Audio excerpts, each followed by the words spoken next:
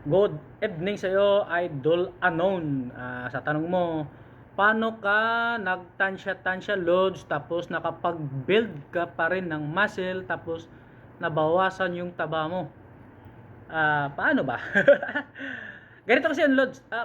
Simula nung umpisa, hindi ko kasi halos binabago yung mga kinakain ko. Pinaganda ko lang yung quality. Dito na naman tayo. Bakit ko sinasabing pinaganda ko yung quality? Ganito lang yung parang, di ba kunyari dati sa hindi pa ako nagbubuhat, bibili ako ng 3 kanin, isang pansit, isang torta, or sabihin nating daing. Yung daing, isda naman yon. Yung torta, gulay. Tapos may itlog pa. Kaso nga lang, luto sa mantika yon lahat. Nung sinasabi ko ng pinaganda ko yung quality, sa halip na yung talong lutuin sa mantika, ano na lang, sinabay ko na lang sa paksiw. Ang paksiw, walang mantika. Yung daing na bangos, ano pa ba yung, bangos kadalasan, di ba daing? Di ba niluluto yun sa mantika? Ngayon, pinapaksiw ko na lang, di tanggal na yung mantika. Doon mantika sa talong, sabihin natin, ang isang kutsara mantika, 120 calories. Ano na, i-fix na lang natin, 120 calories ang nagagamit na mantika sa talong. Tapos, ang nagagamit na mantika rin sa bangos, 120, di 240 na yon. Kung yun na natanggal ko, di nakadeficit na ako. Di ko na binawasan yung dami nung kinakain ko, nakadeficit na ako. Tapos nagkakape ako, nilalagyan ko pa ng asukal, kung cream, ito. Kung sabihin natin ang asukal nasa 100 calories, di yan sure ha, hindi yan pinakaano kasi di ko pa na research, pero i-estimate na lang natin yan. Tapos yung cream, sabihin na lang natin na 100 calories din. Di 200 na. Kung 2 beses ako magkape sa isang araw, di nasa 400. Plus 240. Doon pa lang naka halos 600 calories na yung deficit ko. Di ko binabawasan yung dami ng kinakain ko, naka-deficit na ako.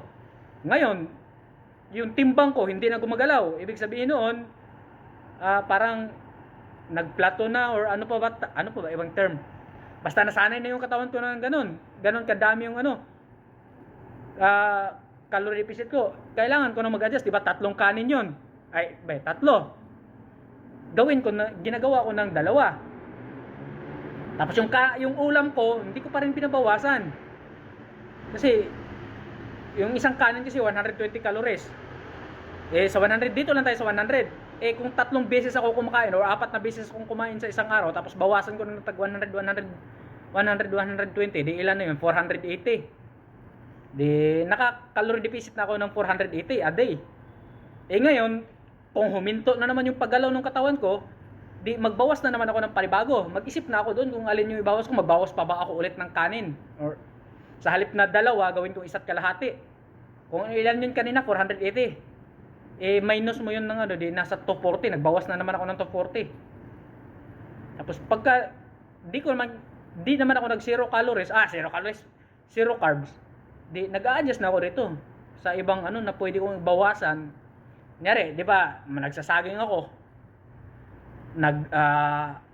Carrots, pipino. Para dito na ako sa 1.5 kanin o isang kanin.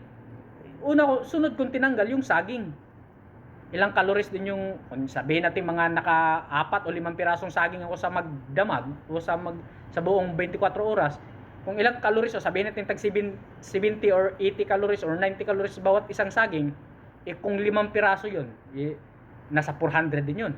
450, ganoon. Yun lang yun. Basta lang yun, yun yung ginawa ko. Tinatansya ko lang.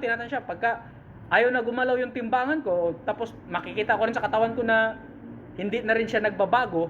Sa cutting to ha, sa cutting na dito na lang ako. Basta ina-adjust ko lang.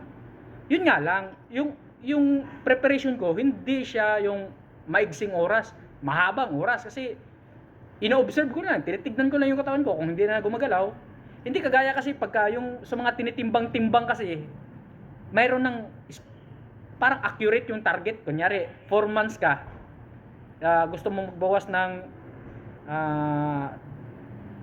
1 kilo na fats a month. Alam na nila kung masunod mo yung mga kinakain mo niyan, automatic talaga 1 kilo na patch yung mababawas mo buwan-buwan. Yun lang. Is yun sa akin kasi hindi siya ganun ka-accurate kasi nga tansya-tansya lang eh. Pwedeng magpalpa kaya ang ano ko mahabang preparation para makuha ko talaga sa pag-adjust depende sa ano. Parang ang hirap kasi. ang hirap siya i-explain. Pero makakaya nga lang dul kasi halos wala naman akong binabago.